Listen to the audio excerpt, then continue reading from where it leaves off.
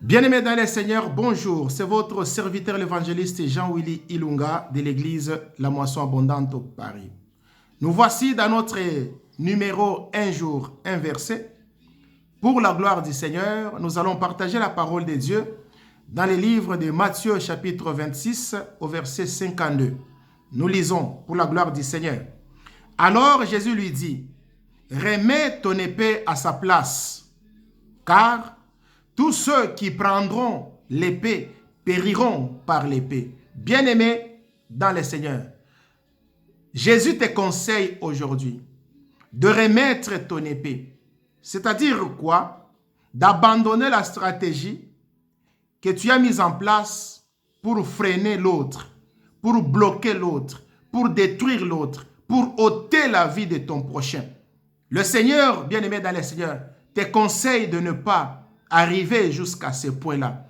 Sinon, tout ce que tu as mis en place pour bloquer la vie de l'autre, bien-aimé dans le Seigneur, c'est toi qui seras bloqué. Le moyen que tu vas utiliser pour mettre fin à la vie de ton prochain, ces moyens-là seront utilisés, bien-aimé, pour te détruire. Voilà pourquoi, bien-aimé dans le Seigneur, je te conseille, comme la parole de Dieu nous dit, de ne pas utiliser le poison, de ne pas utiliser une arme, de ne pas utiliser l'épée pour tuer l'autre. Mais par contre, abandonne.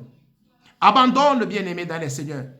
N'utilise pas ces moyens que toi tu as planifiés pour détruire la vie de l'autre. Même si ton prochain est plus avancé au niveau des études, il est plus intelligent, il est plus sage, il est prospère.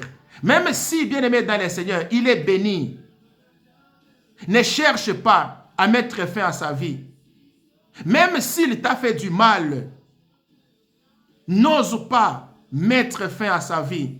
Abandonne ton projet, bien-aimé, et Dieu te bénira. Dieu te bénira lorsque tu vas prendre la décision d'abandonner le projet que toi tu as pour mettre fin à la vie de ton frère et de ta sœur.